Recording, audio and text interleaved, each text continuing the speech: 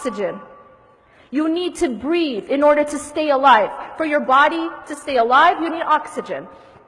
And everyone in this hall knows that if you are deprived of oxygen, you will only be able to survive for a very short amount of time, and then you will die. Agreed? Now the heart also needs oxygen. And it's interesting because the trees, what do they give us? They give us oxygen. And in fact, Allah subhanahu wa ta'ala actually made this connection with the tree and the good word, the goodly word, that kalimatun tayyibah. And that being iman and la ilaha illallah. And ultimately, the oxygen of the heart is dhikrullah. It's the remembrance of Allah subhanahu wa ta'ala.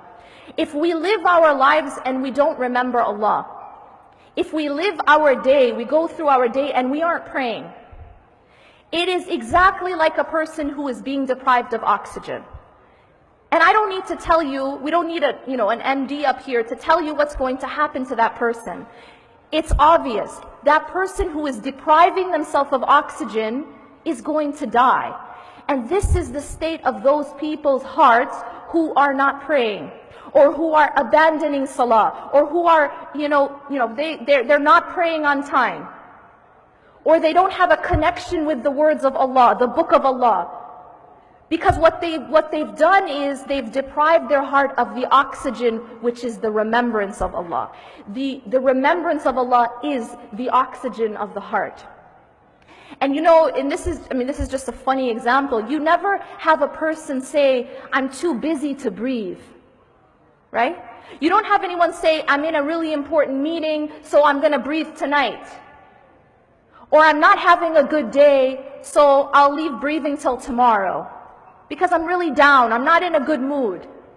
Nobody says I'm watching a TV show, so I'm not going to breathe. Or I'm at the mall. You understand the point here. We know that we have to breathe to stay alive. And it does not matter where we are, or in what state we are in, or in what condition we are in.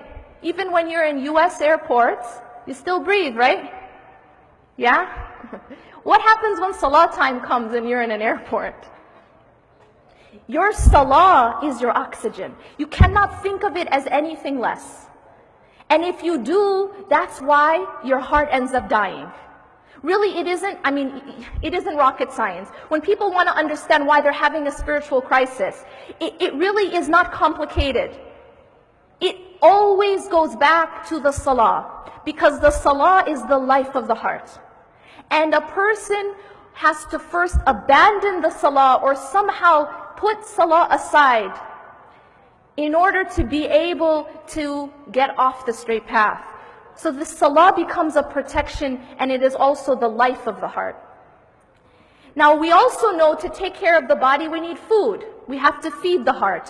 What is the food of the heart? It is also the remembrance of Allah.